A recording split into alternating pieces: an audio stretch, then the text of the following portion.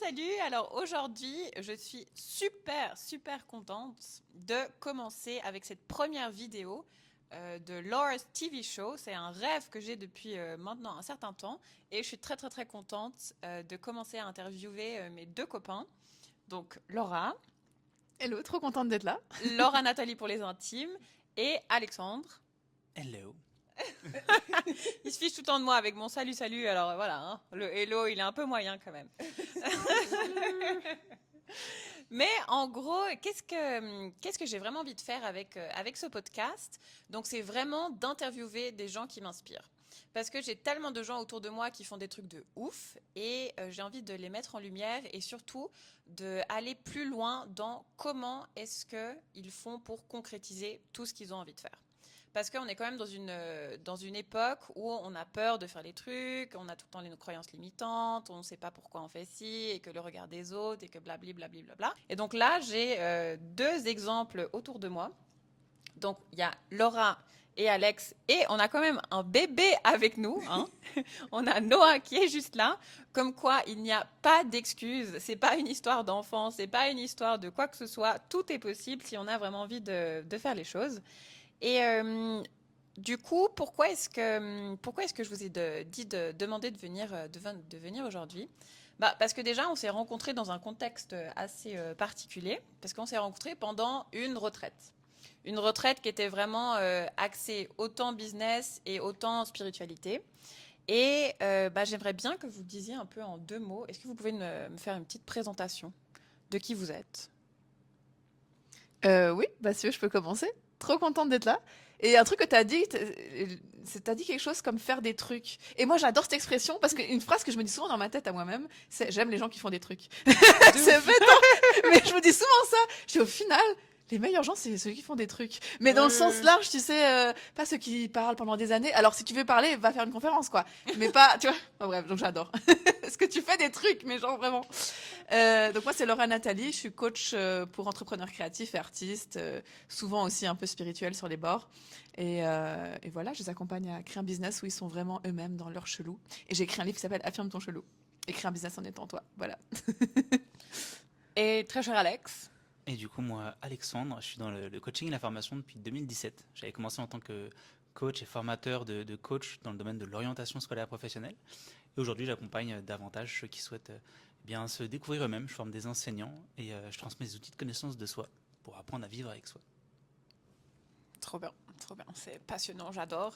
Et en fait, c'est deux personnes que moi j'admire énormément et qui font énormément de trucs, qui sont extrêmement actifs, tout le temps en train de lancer des choses, de concrétiser. Et moi, une première question que j'ai envie de vous poser, c'est quel est votre processus créatif? Mais pas juste créatif dans l'idée de j'ai une idée et voilà, j'ai un concept dans ma tête, mais comment est-ce que vous faites pour passer justement de cette idée-là à la concrétisation dans la matière? Alors, des fois, ça s'invite tout seul, comme le bébé. Y a pas... Non, je rigole. Non, c'est très rapide. Non, en vrai, moi, la façon, j'adore cette question, j'adore parler de processus créatif, c'est trop fun. Moi, la façon dont je le ressens, c'est comme s'il y avait des idées comme ça, qui étaient un peu là, et qui d'un coup commencent à s'inviter. Mais des fois, je suis pas prête tout de suite pour elles. Donc, je les vois un peu et je suis là, ah, coucou. Tu vois, comme peut-être toi et ce podcast, genre, ah, je faisais un podcast. Puis elles sont un peu là. Puis à un moment donné, tu sais, comme avec l'accouchement, elle a vraiment envie d'arriver sur Terre. Elle a vraiment envie. Et puis moi, si je suis motivée à la mettre sur Terre, elle va dire, ok, Laura, est-ce que tu veux qu'on soit partenaire pour un petit moment, quoi. Je ressens comme ça. Et au moment où ça pousse, moi, j'ai toujours ça pousse, c'est vraiment comme un accouchement, ça pousse fort, dans ce moment-là, je suis prise d'une sorte d'énergie de vie très forte et d'un coup je réfléchis pas, je me dis je vais faire ça, j'ai booké là ça, je vais faire ce truc et c'est comme si toutes les peurs que j'avais avant, elles sont toujours là, mais la joie d'y aller maintenant et d'aller dans la matière fait que d'un coup je sais pas comment on fait devient facile, le mais qui suis-je pour, j'y pense même pas, le ouais mais je suis pas douée en administratif ou je sais pas quoi, je rencontre la bonne personne au bon moment. Ou alors d'un coup j'ai l'élan de faire une recherche Google que j'aurais pu faire il y a 2 mois. Enfin, tu vois, il y a comme dès que l'idée elle devient plus précisément là, il y a tout qui se fait, c'est la sensation, même si en fait je deviens très active comme un instrument de cette idée. Et ça, c'est un peu perché comme j'ai partagé ça, mais c'est comme ça que je le ressens. Comment? Non, non, mais je comprends tellement. Mais en fait, j'ai l'impression que c'est comme si tout le monde avait ça de manière très innée, parce que je comprends tout à fait ce que tu avais envie de dire, de te dire qu'il y a une idée qui est là et que tu as tellement envie de la mettre dans la matière que juste tu le fais. Et puis tu te poses pas 1000 fois la question, est-ce que c'est une bonne idée, pas une bonne idée, c'est quoi le regard des autres, pourquoi, comment, mes croyances, non, mon enfance, quand j'avais 2 ans, mon père m'a dit que je pouvais... Enfin, Faut que il y j'aille a- débloquer un truc. J'en peux voilà. plus de cette Je, phrase. je n'en peux plus de cette phrase non plus. Et c'est vraiment quelque chose qui, je pense, est super limitant. Mais comment faire pour faire en sorte que les personnes puissent se dire et de juste écouter cet appel de vie, de se dire j'ai envie de mettre ça dans la matière et du coup je le fais et j'arrête de m'arrêter à juste tout ce qui se passe ici, quoi. De oui, de non, de pourquoi, je sais pas. Ouais, moi, un truc qui m'avait grave aidé, bah, je cite souvent ce livre, mais c'est le livre de Elizabeth Gilbert, Comme par magie. Je sais pas si vous l'avez lu. Je l'ai, mais je l'ai pas lu. Oui, c'est étonnant de ta part. Moi, c'est parce qu'il est peut-être un peu. Mais en fait, j'aime bien parce c'est celle qui a écrit le best-seller Eat, Pray, Love. Donc, Ah, ok. ouais. Et donc, c'est devenu un truc super connu. Et puis, elle parle de processus créatif, bah, justement de ce monde des idées qui flotte au-dessus des humains. Et qu'elles iront chez les humains les plus motivés. Mais que si au bout d'un moment, l'humain, il en fait rien, elle va chez quelqu'un d'autre. Et c'est bête, mais mon ego, ou je sais pas, quand j'ai entendu ça, j'étais là. C'est vrai ça? Quand on attend trop longtemps, elle part ailleurs. Et je pense que moi, ça m'a fait un truc en mode, eh ben non, mais j'ai envie d'être une bonne hôte pour ces idées, tu vois. Genre, elles s'invitent ici, après elles vont ailleurs. Plus parce que j'ai eu peur. Et je crois que ça m'a fait un déclic. Et non seulement dans ce sens-là, mais aussi que j'ai réalisé, si c'est des idées qui s'invitent, qui a peur de les mettre en place? C'est Laura. Mais si moi, je parle juste des idées, je pas besoin. Enfin, oui, pas sûr, je vais parler de moi aussi dans le processus, mais je sais pas comment dire. C'est comme si d'un coup, j'étais au service d'elle. Un peu comme. Ah. Et du coup, si je suis au service d'un truc, bah ça enlève toutes les peurs parce que je suis juste active pour ça et pas est-ce qu'on va penser ça de Laura? Non, Laura elle est au service d'une idée et juste elle est active quoi. Enfin je sais pas, moi ça m'a comme fait retourner le cerveau. Comme la vente. Bah quand je vends, c'est juste que je suis au service d'un truc. Je sais pas, c'est comment ça. Ouais, non, Ça je a tout comprends tout à changé fait pour moi. ce que tu veux dire. Et puis c'est vrai que bah, du coup, il y a plus moi, petit moi, Evin, est-ce que je suis assez, pas assez, hein. C'est juste que je suis au service d'une idée qui vient et que j'ai envie de mettre dans la matière et que je le fais pour l'idée et pour la... Et moi, moi, je dis très souvent aussi à mes clients cette idée de... En fait, on est au service d'une grande vision et puis d'une grande idée. Et est-ce que tu vas vraiment te limiter avec tes petites peurs de toi, petite personne qui est super égocentrée, ou est-ce que ben, ta grande vision, elle est tellement plus importante et tellement plus forte que finalement, c'est beaucoup plus important de réaliser ça plutôt que de juste t'arrêter sur j'ai peur, je me sens pas légitime, non, ma tête à la caméra donne rien, quoi. Ouais, je ça. J'adore. Mais, et puis toi, Alex, c'est comment pour toi la concrétisation des idées? Bah, moi, je rejoins un peu ça où, déjà pour la recevoir, c'est comme si effectivement il y avait un champ d'idées autour de nous. Si on l'honore pas, ben, je rejoins aussi le fait que quelqu'un d'autre va y aller. Et moi, quand j'ai commencé au début à recevoir tout ça et à me dire, oh, faut que je les matérialise, j'avais cette impression qu'il fallait pas en parler de nos idées. Ouais, grave. Tu vois, en mode genre, ouais, non, mais c'est mon projet, faut pas que j'en parle, si on va me voler l'idée. Et en fait, c'est vrai que j'ai l'impression que, en fait, dans tous les cas, ton idée, on va la voler. Parce que si tu mets 8 ans à l'accomplir, quelqu'un d'autre l'aura, parce que les idées, elles sont là. Et dans le fond, rien t'appartient vraiment, jusqu'à ce que dans la matière, tu fasses quelque chose qui t'appartienne. Et donc, je rejoins un peu ce que dit Laura, où une fois qu'elle est là, je vois plus ça sous forme de dévotion.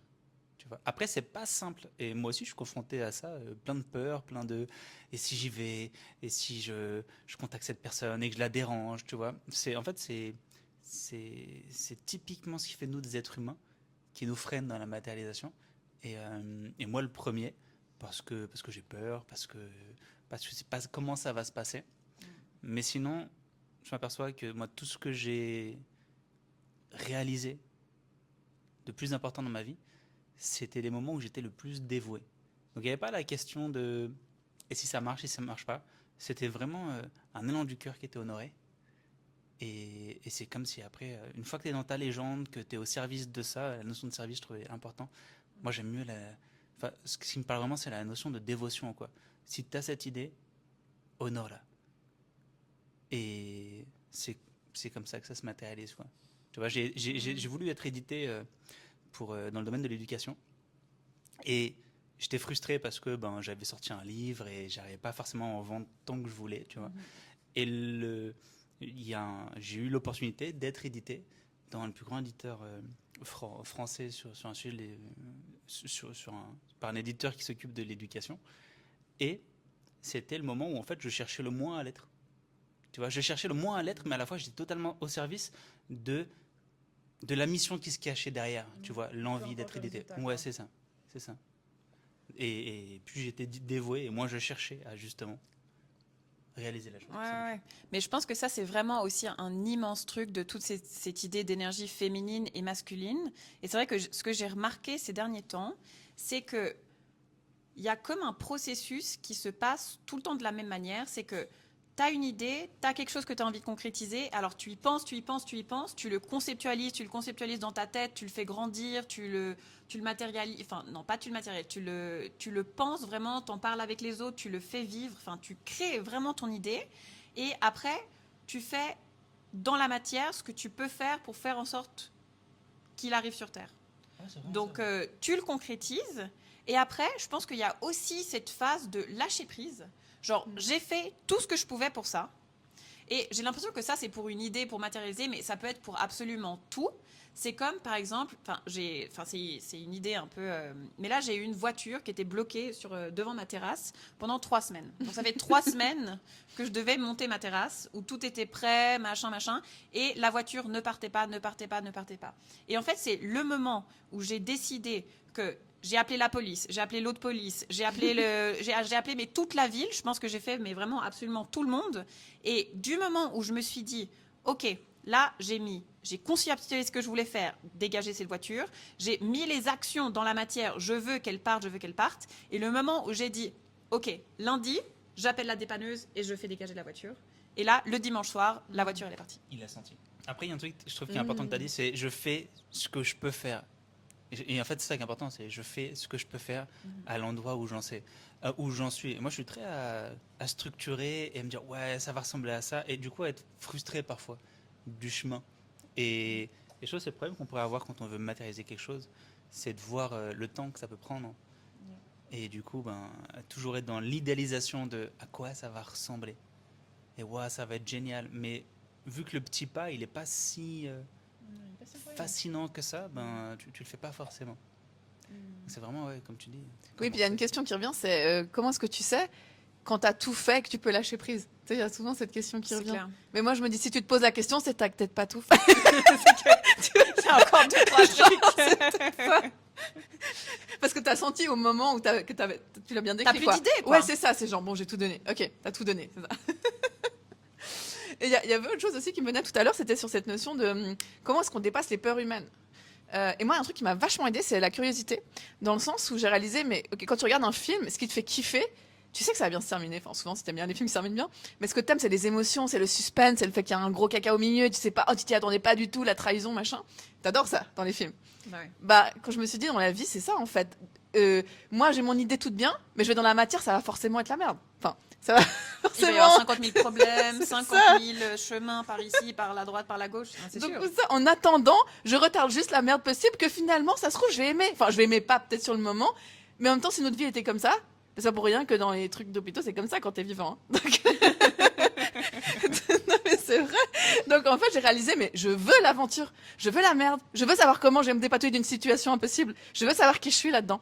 Et je veux savoir qui je suis dans les gros caca aussi, pardon, ça cru, mais fait que je suis curieuse en fait. Je suis curieuse de voir ce qui va se passer parce que je sais que ça sera jamais pareil. Donc pourquoi retarder le truc que je sais même pas comment ça va se passer et que mon âme elle a trop envie de vivre. Enfin voilà. Ah ouais, non, c'est clair. Non, c'est clair. Non, et puis je pense qu'il y a aussi vraiment cette notion de faire et réessayer et refaire et réessayer et refaire. Et en fait, finalement, cette idée de concrétisation, j'ai vraiment l'impression que c'est comme un muscle. Au début, quand on revient, parce que je pense qu'on a tous commencé à peu près en même temps. Moi, c'est marrant quand tu as dit 2017, parce que j'ai réalisé aujourd'hui que moi aussi, oui. j'ai commencé en 2017.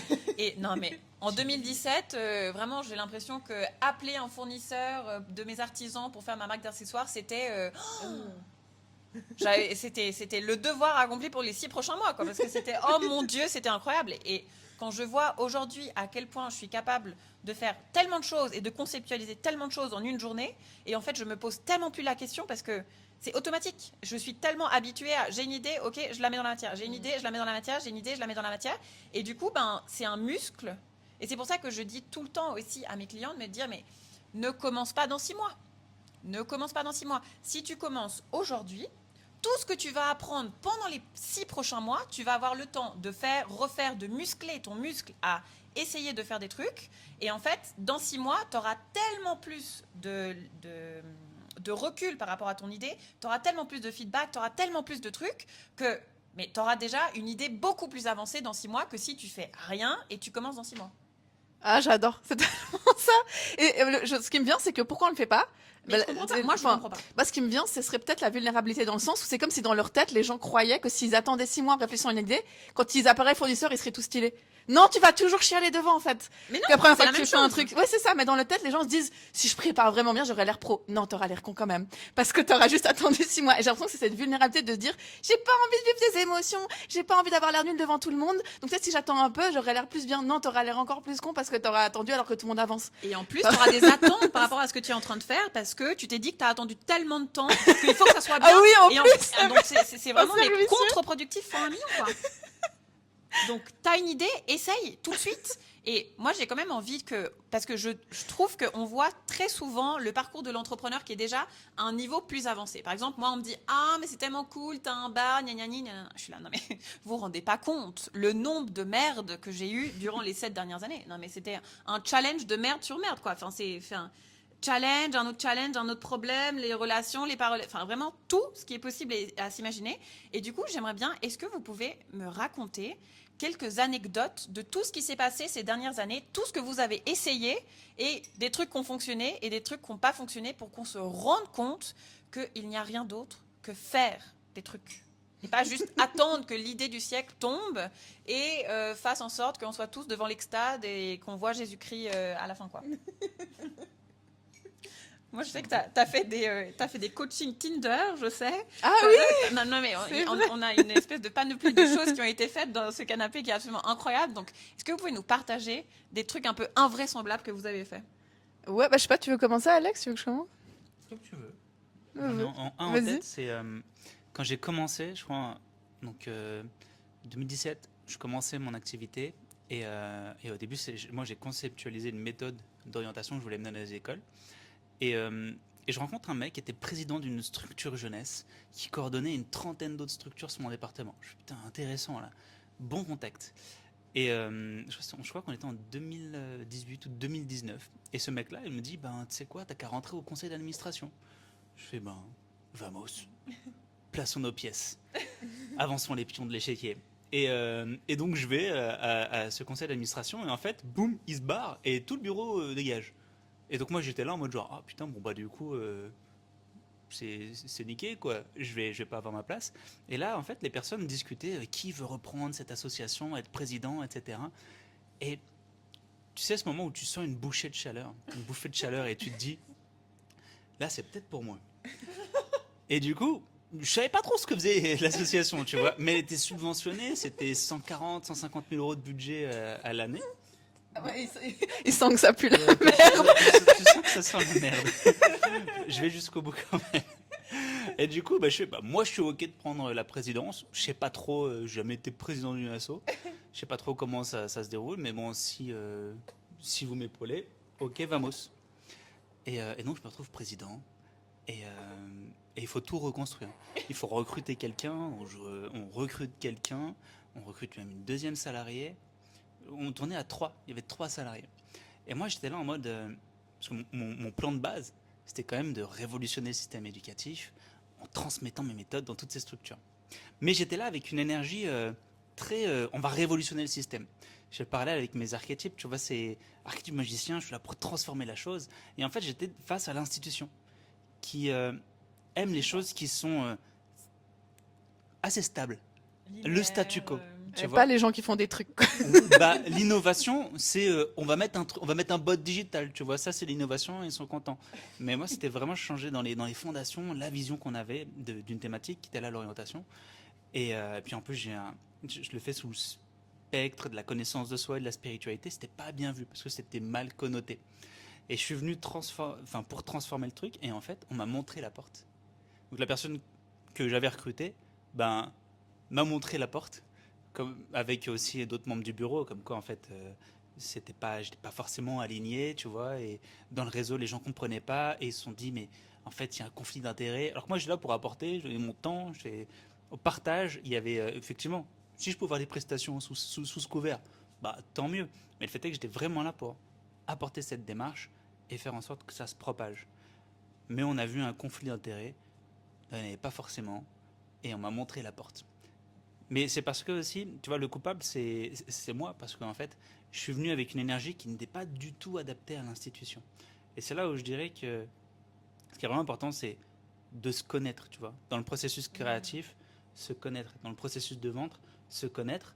Et du coup, aussi savoir comment fonctionne l'autre. Aujourd'hui, je sais que je m'y prendrais pas du tout de la même façon, j'aurais une autre posture et on m'aurait pas montré la porte. Parce que j'y serais allé de façon beaucoup plus pas 4G, tu vois. Et ça, c'était une expérience mais qui est très importante sur mon parcours aussi, parce que ça m'a montré la pertinence d'autres outils que je pouvais utiliser pour me connaître et connaître ceux que j'ai en face, et comprendre que bon, il y a peut-être des choses à améliorer au niveau de la communication. Mais c'était même cette chose qui a été négative, tu vois. Dans le fond, ça a quand même été important dans mon voyage du Iran. Parce que ça m'a confronté à moi-même. Mais bon, ça fait mal, franchement, quand même. Au début, ça fait très mal, l'ego est blessé. Tu te dis, bon, bah merde, je m'y suis mal pris. Peut-être que je me trompe, tu vois. Et en fait, ce que je propose, c'est de la merde, en fait, peut-être. Et ça a remis en question pas mal de choses. Je me suis beaucoup remis en question suite à ça. Maintenant, aujourd'hui, je vois le positif de l'expérience, mais c'est vrai qu'il y a une partie de moi qui aurait dit, bah, peut-être on fait autre chose. Mais comme quoi, c'est aussi comme ça qu'on grandit et c'est comme ça qu'on sait ce qu'on a envie de faire, ce qu'on n'a pas envie de faire et où est-ce que est notre potentiel et où est-ce qu'on a envie de mettre notre énergie, etc. Mais moi, ce que je dis tout le temps aussi, c'est que c'est pas l'idée, c'est pas le truc, c'est comment tu vas le faire, c'est l'énergie que tu vas y apporter. Et en fait, on a besoin de faire des expériences. On a toujours l'impression aujourd'hui que chaque expérience doit être un succès incroyable. Et en fait, le fait que tu te sois fait virer dans le propre truc que tu étais en train de révolutionner et qu'en fait ça marchait pas du tout, bah, tu te dis que la prochaine fois que tu vas dans une institution, ça t'a montré les codes de l'institution. Et en fait, si tu n'avais pas eu cette expérience et aujourd'hui tu devais aller parler à une institution, bah, peut-être que tu te prendrais cette même porte. Ouais. Mais qu'aujourd'hui, tu pourrais apporter quelque chose de beaucoup plus grand.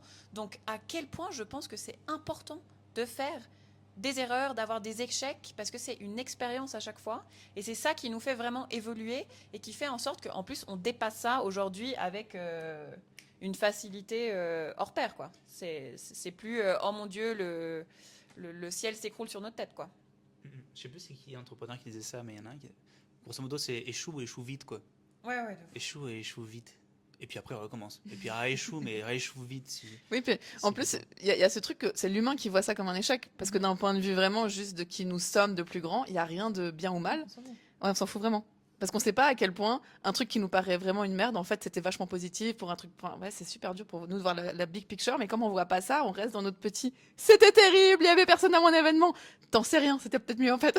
Pour l'instant, on sait pas. Ouais. Ah ouais, non, mais je pense que c'est tellement, tellement important de continuer à faire et continuer à essayer. Et puis toujours, je pense que même encore aujourd'hui, c'est super important de sortir de sa zone de confort et de continuer à faire des trucs nouveaux. Et moi, je sais qu'aujourd'hui, j'ai un espèce de témoin lumineux à l'intérieur de moi. C'est que, est-ce que ça me fait stresser de faire ça? Et si, ça me fait un peu peur. Ça me fait sortir de ma zone de confort. Ça me fait un peu, je sais pas trop ce que je vais dire. Et ben, j'y vais encore plus. Parce que je pense que c'est le challenge et que c'est vraiment le truc à faire et c'est là où je vais pouvoir encore plus évoluer. Ah, ça me fait penser, parce qu'en plus, je regarde Noah. Non, tu vois qui c'est, Sarah Blakely, l'entrepreneur femme, là? Non. Ah, je pense qu'il ferait trop. Elle a créé une énorme boîte aux États-Unis, puis c'est trop une fofolle. Et puis, ouais, elle parle aussi d'énergie féminine dans le business.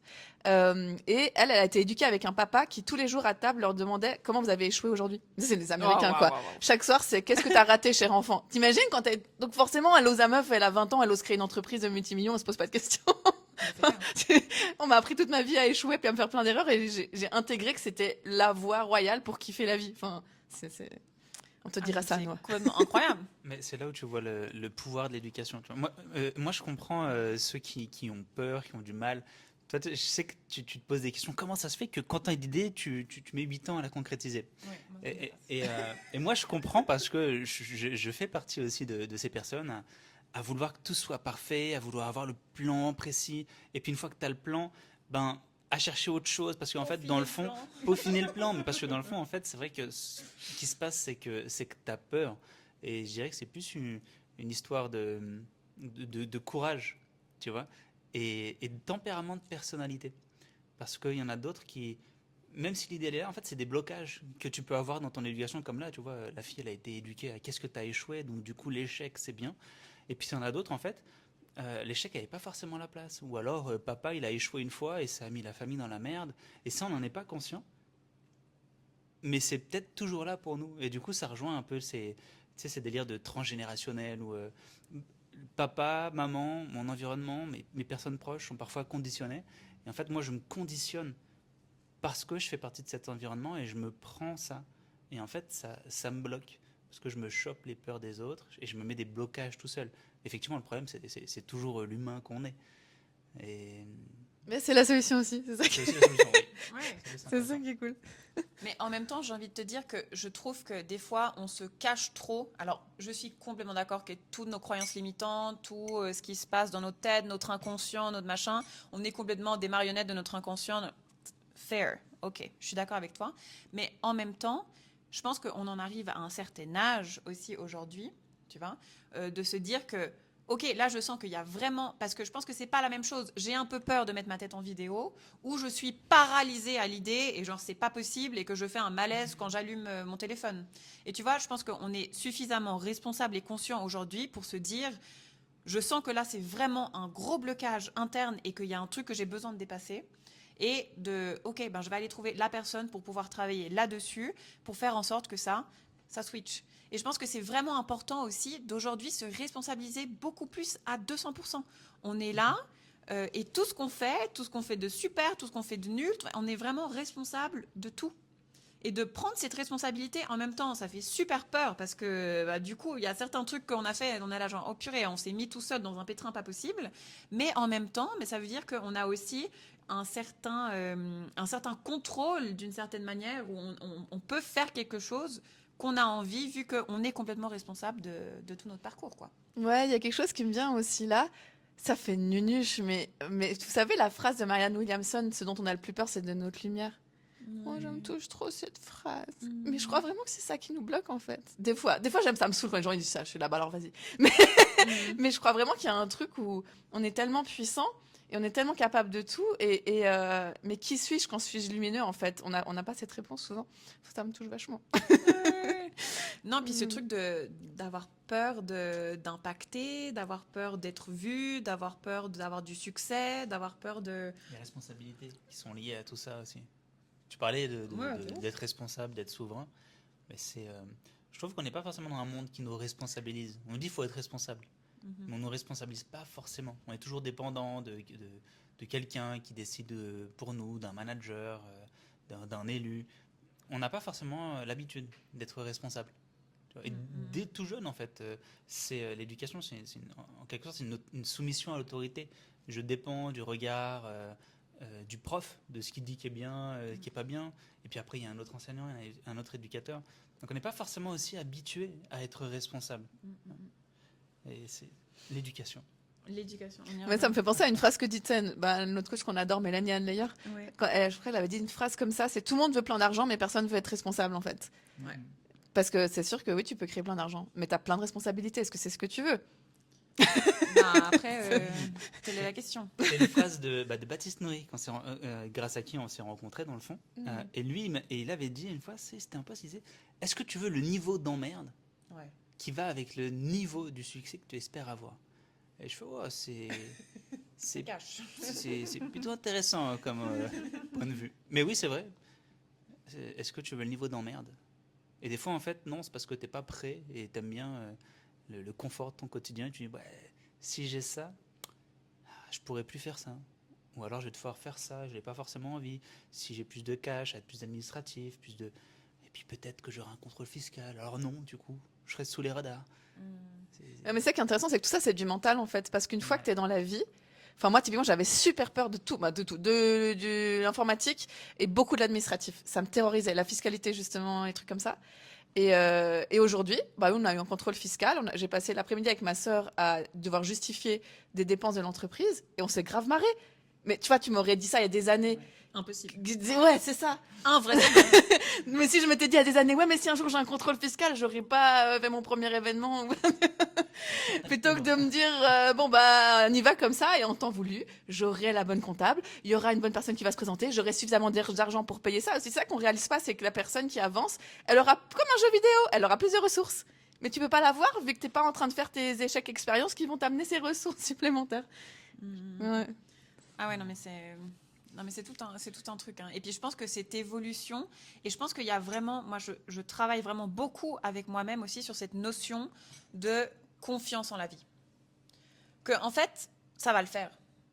Et que même s'il y a tout qui s'écroule, même s'il n'y a plus rien qui va, même s'il n'y a plus d'argent, même s'il n'y a plus ci, en fait, ça va le faire. Du moment que moi, je suis bien avec moi-même et que je suis alignée avec ce que je suis en train de vivre, au final, il peut m'arriver un truc, mais ça va être une épreuve pour transformer quelque chose de nouveau et un challenge pour aller encore à l'étape du dessus.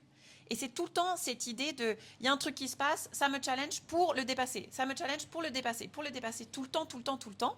Et en fait, ça fait que aussi le challenge devienne de plus en plus petit. Enfin, un immense challenge qui était là peut-être il y a 2 ans, s'il arrive aujourd'hui, ben, ça va être un bébé challenge. Et j'ai l'impression qu'on est dans cette idée de, si on est vraiment aligné avec cette idée de je fais confiance et qu'en fait tout se passe pour une raison et ça va le faire, bah au final ça le fait. Oui, c'est ça, c'est qu'on croit qu'on doit tout faire nous-mêmes avec notre petit jeu. Et ça, c'est épuisant. Si je dois tout contrôler tout le temps, je dois voir s'il y a combien de personnes qui vont m'en maintenant, après les gens vont se moquer de moi, puis après, s'il y a avoir les frais, versus peut-être t'aider en fait. Par Peut-être ton que tu vas âme, par trouver plus la grand bonne toi, personne. Oui, c'est ça. Peut-être t'es pas tout seul dans ton petit coin, genre. Mais c'est dur pour l'humain, ça, de réaliser ça. C'est la foi, ouais. Bah, Ça, C'est c'est... la foi. ouais, tu veux dire. Non, mais c'est vraiment ça, c'est la foi.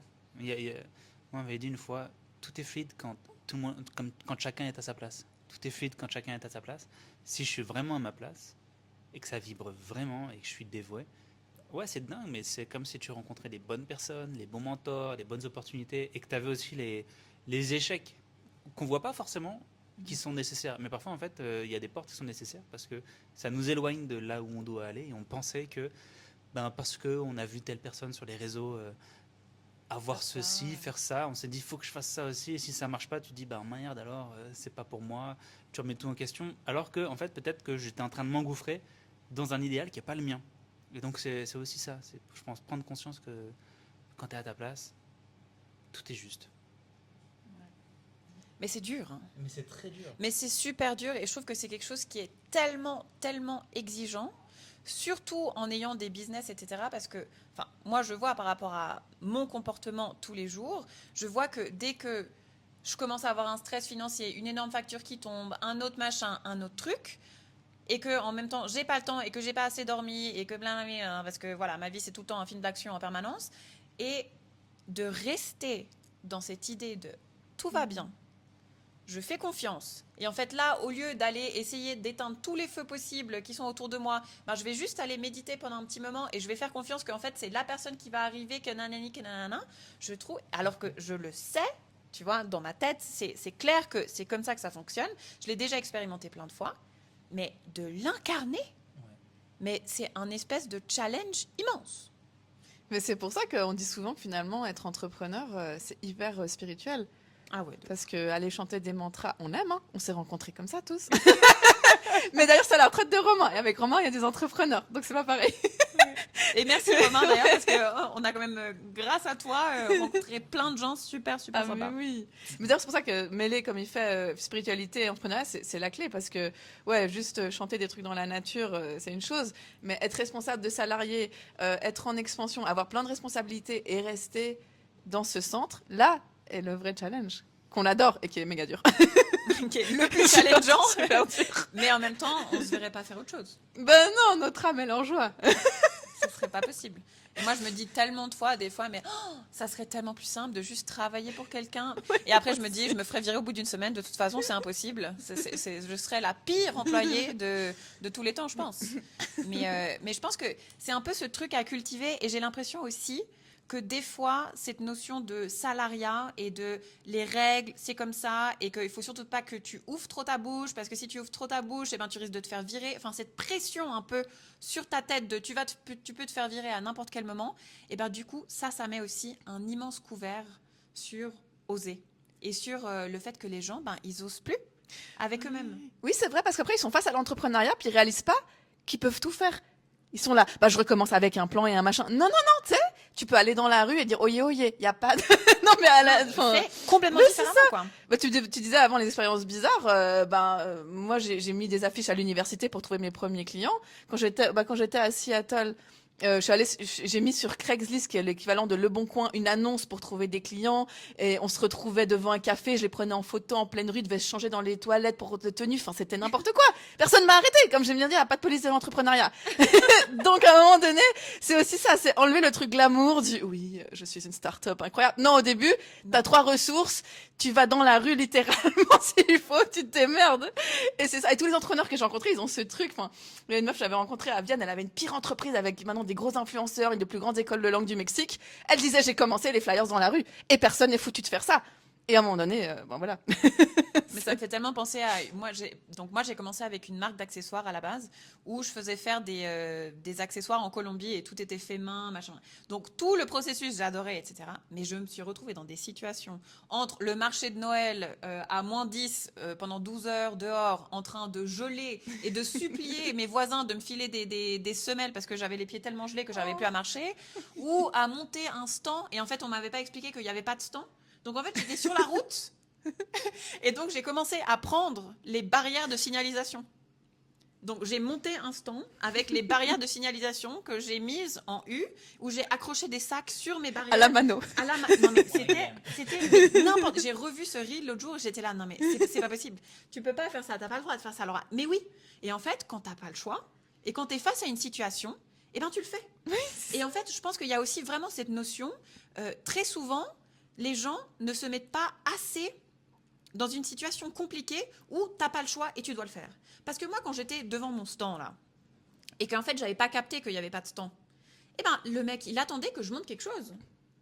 Et là, j'étais pas en train de me poser la question, est-ce que mes peurs me disent que non, là, je peux pas le faire parce que intérieurement, je sens que c'est pas aligné La avec transgénération, moi. attention. Et attends, est-ce que dans mes vies passées, peut-être, mais je pense que là, Vénus n'est pas alignée, ça doit être un truc du Ça style. te ramène full instant présent. Et du coup, t'es là, je fais quoi maintenant? Et là, je commence à faire le 360 comme ça, je dis une barrière, on peut mettre quelque chose dessus. Une barrière, ça crée un stand. Et du coup, et en fait, après j'ai créé avec une barrière, après il y a quelqu'un qui m'a amené un parasol, après l'autre avait tellement pitié de moi qu'il m'a amené une étagère, et puis au final, ben j'avais un stand. Et en plus, tu vois, moi j'adore cette histoire, ça me fait trop marrer et j'adore que tu la racontes. Et on adore avoir des bonnes histoires à raconter, mais on refuse de les vivre. Donc c'est ça aussi. On adore avoir des histoires où on galérait parce que c'est les meilleures.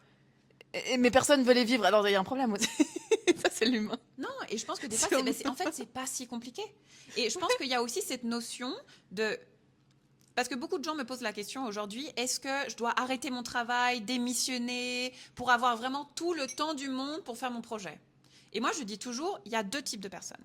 C'est soit tu es le type de personne, comme à ma gauche, qui a besoin d'être dans la merde pour faire des trucs. Parce que je sais qu'on en a discuté déjà pas mal de fois et que toi, tu fais des fois en sorte d'être dans une situation tellement compliquée que tu n'as même pas d'autre choix que de te retourner et de faire... Voilà, ça j'essaye de changer le pattern un petit peu quand même. Mais c'est vrai que ça, c'est efficace pour moi, ouais, le bébé. Mais je sais qu'il y a un autre type de personnes qui freeze complètement.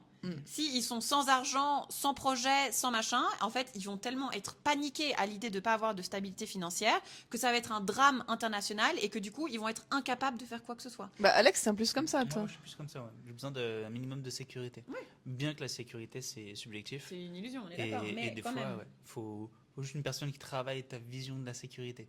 Moi, je sais que moi, je suis face à ça parfois, et plein de clients aussi qui sont face à ça aussi. C'est ce besoin de sécurité qui t'empêche d'aller vers les autres. Mais c'est pas forcément financier, tu vois. C'est aussi ça, sécurité avec soi-même. C'est si je vais voir quelqu'un, je vais le gêner, je vais le déranger. Ça aussi, c'est une forme de sécurité émotionnelle. Oui, Et oui. c'est en être conscient aussi. Je passe pas à l'action parce que, en fait, il y a un énorme besoin de sécurité. Et cette action, bien que financièrement, c'est pas forcément, ça me met pas en insécurité.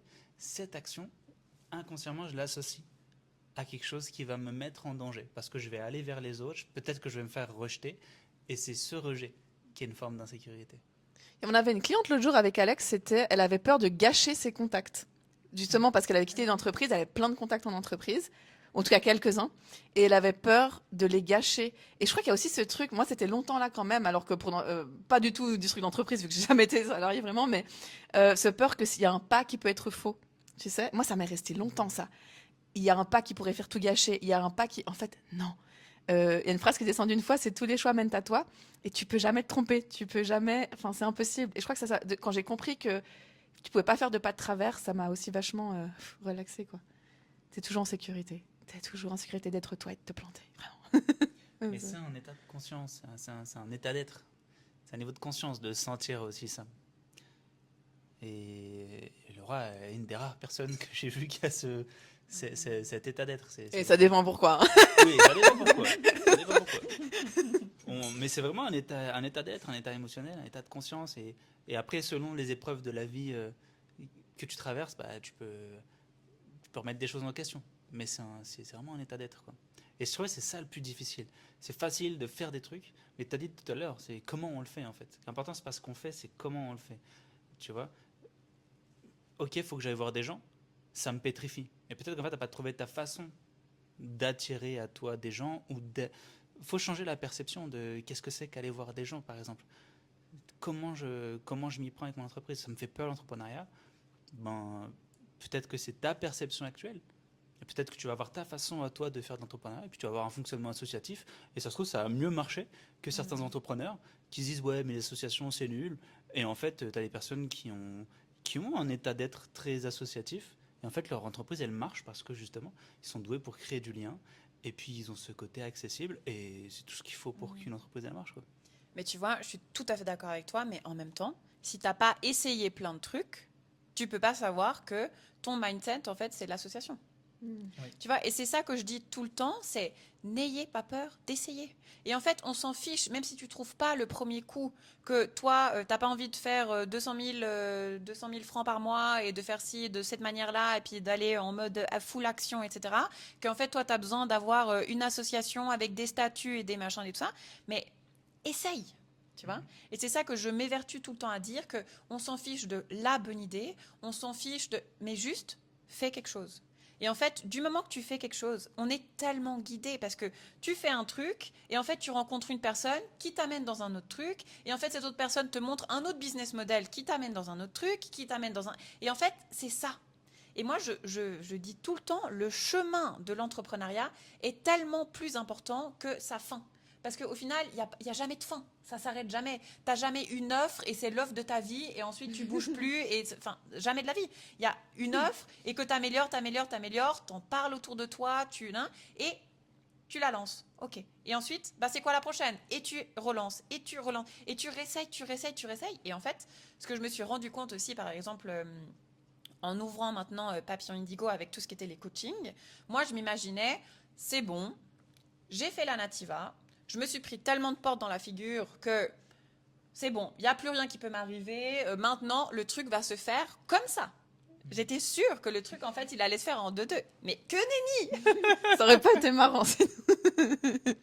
Et en fait, ça fait 2 ans et demi que je suis avec cette idée dans la tête, que j'ai de la peine à la faire descendre sur Terre, que j'ai de la peine à mettre la priorité là-dessus. Et en fait, je me rends compte que c'est juste un recommencement. Et en même temps, mais qu'est-ce que c'est stylé ? Parce que ça me demande de refaire exactement le même processus que j'ai fait avec la Nativa, en essayant 50 000 types d'événements différents, en trouvant quel type de client est-ce que j'ai envie d'avoir, en voyant, OK, où est-ce que je suis bonne, quelles sont les personnes que je peux vraiment aider. Et en fait, finalement, c'est un éternel, juste, recommencement, d'oser, d'expérimenter, d'améliorer, d'oser, d'expérimenter, améliorer. Et c'est vraiment juste un cycle qui est constant et qui continue comme ça. Et c'est pour ça que je dis, allez-y. D'aller dans la vie. Et un truc qui me venait quand tu parlais, c'est que je crois que... Enfin, j'ai remarqué ça avec beaucoup de mes clients. En tout cas, on a vraiment peur de la vie. Ouais. Bon, on a peur de la mort, c'est normal, hein, ça fait peur. Mais je crois que c'est en lien. Et en fait, on a tellement peur de la vie. Parce que c'est quoi oser ? C'est aller dans la vie. C'est se sentir tellement vivant parce que tu trembles de peur devant des gens. Peut-être t'as une personne qui vient à ton événement et tu te dis, mon Dieu, mais tellement je me sens en vie, en fait. Et on a tellement peur de cette vie qu'on veut la stabilité. Mais on avait vu, la stabilité, c'est quoi ? Ça n'existe pas sur Terre. Ouais, c'est la mort. Parce qu'on a peur de vivre, bah on vit pas vraiment. C'est ouf de capter ça, quoi. Et c'était une phrase qui revenait souvent chez mes clients, évidemment, c'est en fait, je réalise que j'ai peur de vivre. Bah oui, c'était ça tout le long. Parce qu'en fait, si tu recommences tout le temps, t'es tout le temps en vie. C'est fun. Ouais. Et tu te rappelles que t'es tout le temps en vie. Et ça, c'est pas mal, vu qu'on a tendance à se débrancher un peu sur Terre. Ouais, d'être sur Instagram, à regarder des reels toute la journée en mode déconnecté. Ouais. Non, mais comme quoi, c'est un vrai parcours. Et en même temps, moi, un autre truc que j'ai envie de dire, c'est que il y a beaucoup de gens que je vois qui font du dev perso. Et je trouve que vraiment, l'entrepreneuriat, c'est un accélérateur de dev perso. Ah oui, oui. À la place d'aller à 10 000 séminaires, lance ton business. Lance ton business et je te jure que tu seras beaucoup plus efficace et que tu verras toutes tes peurs et toutes tes croyances et tout ce que tu peux. Oui, quoi. c'est ça. Et c'est même Perso si ça. pratique, quoi. Ouais, dans C'est ça, l'action. ouais, ouais. Moi, je suis tombé dans les vices aussi du développement personnel, où je lisais plein de livres.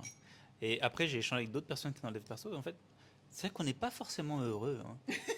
On n'est pas forcément heureux à faire du Et développement vivant. personnel et vivant non plus, parce que du coup, on est dans cette croissance tout le temps du mois. Et puis, tu apprends quelque chose et en fait, tu as l'impression qu'il faut que tu apprennes autre chose. Enfin, ça dépend. Ceux qui sont plus dans la matière, qui sont plus émotionnels, j'ai l'impression que c'est plus simple. Et tu en as d'autres qui sont très dans la tête et qui ont besoin tout le temps de se nourrir avant de passer à l'action. Et en fait, un livre en mène à un autre, une conférence, un séminaire te mène à autre chose.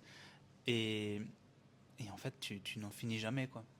Et tu sauras jamais assez de toute façon pour faire ton truc parfaitement. Exactement, ouais. Et une expérience vécue dans le corps, c'est-à-dire que tes cellules ont vécu la chose. Là où quelque chose vécu dans la tête, ce n'est pas du tout la même fréquence. Bon, si on parle en termes d'énergie. Mhm. Donc à un moment donné, d'aller prendre ton corps et de le faire vivre un truc, même si c'est un gros échec, il aura eu une expérience très forte et c'est ça qui te rend légitime aussi. Hein. Quand on se dit, il y a peur de la légitimité, bah, comme on l'avait dit, plante-toi plein de fois et tu seras légitime. Ouais. Non, c'est clair. Et puis je pense que moi, je vois qu'une des peurs énormes à laquelle mes clients sont tout le temps confrontés, c'est cette idée de faire une vidéo. Je sais pas, quand c'est le début, cette idée de je vais parler de mon projet devant une vidéo et que les autres gens que je connais vont voir ma tête, c'est genre Oui. pétrifiant. Et en même temps, je me dis, mais... Et en fait, j'ai fait plein de fois dans mes coachings juste une histoire de, bah écoute, t'as super peur de ça, bah on va le faire maintenant. Et en fait, je vais être en face de toi et t'inquiète pas, ça va bien se passer. Et en fait, je trouve que c'est tellement merveilleux d'avoir aussi cette idée de, en fait, je peux le faire maintenant et dans 5 minutes, c'est passé. Oui, commence par Radra, quoi. Dans 5 minutes, c'est fini. La vidéo, elle est finie. Il n'y a pas besoin de rester 50 minutes en vidéo. Et en fait, de juste le dire, OK, ben, on l'a fait. Et la vidéo, elle est faite. Et à la fin, je vois la personne qui est là, genre... Ah. Mais c'est comme si elle venait d'accoucher d'un bébé complètement incroyable. Et en fait, elle est là. Ah, mais c'était juste ça. C'est souvent ce qu'on se dit, ouais. Juste ça. C'était Et juste ça m'a fait ça avec les premiers livres que j'ai sortis. Ça m'a un peu frustré d'ailleurs. Mais c'est la même chose avec un projet. C'est, tu sais, tu cours après un projet pendant 2 ans où tu as un projet de livre. Moi, c'était mon cas. Et quand il est là, que tu reçois, tu es en mode genre. Et c'est tout. Tu vois? Parce que je trouve derrière, il faut aussi célébrer le truc. Et sinon, en fait, c'est vrai que une fois que ça s'est matérialisé, c'est un peu comme tu sais, les relations, des fois amoureuses, où tu idolâtres le truc, et puis après, une fois que tu es dedans, si tu maintiens pas la flamme, Ah bah ouais. bon. Et je crois que c'est une des autres raisons qui fait que les gens passent pas à l'action. C'est qu'au plus profond, on sait que Ouais. même tu peux gagner 1 million, tu vas te sentir pareil que maintenant. Ah ouais, Au vrai, de vrai, de vrai. ça va rien changer. Donc si t'as pas appris à kiffer, faire ta page de vente, comment chaque mot vibrait, si t'as pas appris à kiffer être là les trois ensemble, si tu sais pas être dans l'instant présent, comme on disait, oui, ça va être chaud de faire plein de millions, tu vas te sentir pareil que dans ton job de salarié, ça changera que dalle. Donc ouais, c'est très profond notre... Le déjà, mais au début, c'est vrai qu'avec Laura, on avait matché sur ça. En fait, j'étais son client au début, et un truc qui m'avait beaucoup plu, c'était que il y avait cette idée du déjà. Si t'es pas déjà bien maintenant, déjà bien avec toi-même, tu seras pas bien dans une relation avec quelqu'un. Si t'es pas déjà bien maintenant, que tu stabilises à 10 000, à 30 000, ou ne serait-ce que tu fasses 2 000 euros par mois dans ton entreprise, si t'es pas déjà bien maintenant sans les avoir et que c'est pas plaisant de le faire, tu seras pas forcément bien non plus avec tout ça. Et je sais pas c'était quoi les statistiques, mais tu as plein de personnes qui sont très riches et qui dans le fond sont pas plus heureuses que ça. Parce que dans le déjà, dans le maintenant, elles sont pas en plénitude quoi avec elles-mêmes. Donc c'est vrai qu'il y a quelque chose à l'intérieur. Et quand tu es bien avec toi-même, c'est vrai que les portes elles s'ouvrent parce que c'est magnétique une personne qui est bien. C'est vrai. Le déjà. Concept de Laura. Non, à la base, ce phrase, ça vient de Laurent Lévy. Si jamais aller voir, Hein? c'est top. Le mot déjà. Ah, bah, J'aime bien Laurent, citer. hein. C'est mon côté sagittaire, j'aime bien citer. Il a dit ça, il a dit C'est très sagittaire par ici. Je lis beaucoup de livres. Non, mais pas plus parce que moi j'aime bien comme site, tu vois. Et donc, de toute façon, ça vient de mon ego, quoi. Mais... Vous avez les mêmes vibes un peu. oui, on a une vibe similaire, il paraît. Frère de je sais pas où. D'une autre vie peut-être, ou pas, c'est égal au final. Et j'aimerais bien que je vais vous poser une dernière question. J'aimerais bien que vous me disiez quelque chose que vous admirez l'un chez l'autre. Parce que vous êtes quand même très très différents dans votre manière d'arpenter l'entrepreneuriat en général. Et qu'est-ce que vous admirez chez l'autre? Moi, ce que j'aime, ce que j'admire, c'est vraiment son courage. Comme elle disait, quand tu es à l'hôpital, tu es en vie parce qu'il y a des hauts, il y a des bas. Moi, j'ai tendance vite à, quand c'est bas, c'est en mode genre putain, c'est chaud, comment je remonte la pente, tu vois. Et Laura, elle a ce côté où même quand ça va mal, alors on vit le ça va, on vit le ça va mal, tu vois. Et c'est ça, elle se laisse pas abattre, même si c'est pas simple. Elle se laisse pas abattre et ça, c'est très admiratif. Le courage, tu vois. Je trouve que aujourd'hui le monde il manque de courage. On a beaucoup peur. Moi j'ai beaucoup peur aussi et Laura me donne du courage. Oui, moi aussi. On va finir en pleurs cette interview. Ah, il marche plus. Ah bon, tiens. Ah. Comme ça, t'as eu même plus le temps de pleurer. Moi, je suis trop touchée. Moi, ce que j'admire chez Alex, c'est... il y a plusieurs choses, hein. Il y a déjà ta patience. La façon dont tu vois les choses comme un ensemble aussi. Parce que moi, je suis dans un message très extrême, parfois il n'y a pas d'autre et tout ça. Et Alexandre est là, non, mais justement, chacun fonctionne d'une façon particulière. Et ça, c'est quelque chose qui me touche vachement parce que je sais que j'ai vraiment à m'améliorer là-dessus. Sur le fait de voir toute l'humanité dans son ensemble et que chacun a une façon unique de fonctionner. Donc ça, je trouve que c'est très très beau. Et c'est hyper naturel chez toi. On était à l'hôpital, il a quand même, il a quand même réussi. Moi, j'étais en train de faire des trucs bizarres, énergétiques et tout. Mais tu vois, moi, je refais ça, genre seulement s'ils viennent pas dans la chambre. Et Alex, il va parler aux infirmières, leur dire, alors elle fait des choses dans sa chambre. Mais tu sais, il fait des liens entre les mondes. C'est trop beau. Donc ouais, ça me touche. Ça me touche beaucoup. Et puis ta sagesse, même si des fois je grogne et je suis là, j'aime pas ce qu'il dit. Ben des fois en fait c'est quand même très sage. Et donc voilà. C'est beau.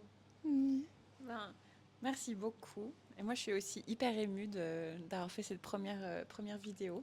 Parce que c'est un truc que j'avais vraiment envie de faire, comme j'ai dit, depuis super longtemps. Et en fait, de le faire avec vous, déjà, ça me met trop en joie. Ça fait depuis 2 jours que je suis comme une pile électrique. Et le fait de me dire que, voilà, ben ça, c'est un nouveau pas pour concrétiser mon projet, qui est de faire des coachings, de faire en sorte que les gens concrétisent leurs projets, avancent, parce que je sens vraiment cette envie de... On crée le monde d'aujourd'hui, quoi. Allez. Et en fait, je me suis dit, aujourd'hui, on n'est plus dans le monde de demain, on est dans le monde d'aujourd'hui. Et j'ai envie, aujourd'hui, d'aider les gens à concrétiser leurs projets et à créer le monde d'aujourd'hui. Donc j'espère que ça vous inspirera. J'espère que vous avez aussi rigolé avec nous pendant nos petits moments de folie sur cette vidéo. Et puis je vous invite à continuer à concrétiser, à être super, à être amazing, comme je dis souvent dans mes posts. Et puis je ne sais pas, est-ce que vous voulez dire un petit mot de la fin? Les pouces, les commentaires. Ah oui, non, voilà, vas-y. Hein. Qu'est-ce qu'il faut dire? Les faut mettre pouces, des les j'aime. Commentaires, les partager. Partagez avec vos amis qui n'osent pas passer à l'action, mais peut-être pas directement, genre sur ton profil Facebook. Venez à la Nativa expérimenter directement. Ah ouais. Ça, c'est aussi un autre truc. C'est un sacré lieu qui évolue de plus en plus et qui me ressemble de plus en plus, j'ai l'impression. Donc, ouais, je suis super heureuse, super touchée partout. Et puis, à très vite dans la vraie vie ou sur Internet ou peu importe. Mais continuez à concrétiser, c'est important parce qu'on a besoin de ce projet qui transpire votre personnalité et qui fera le monde de demain.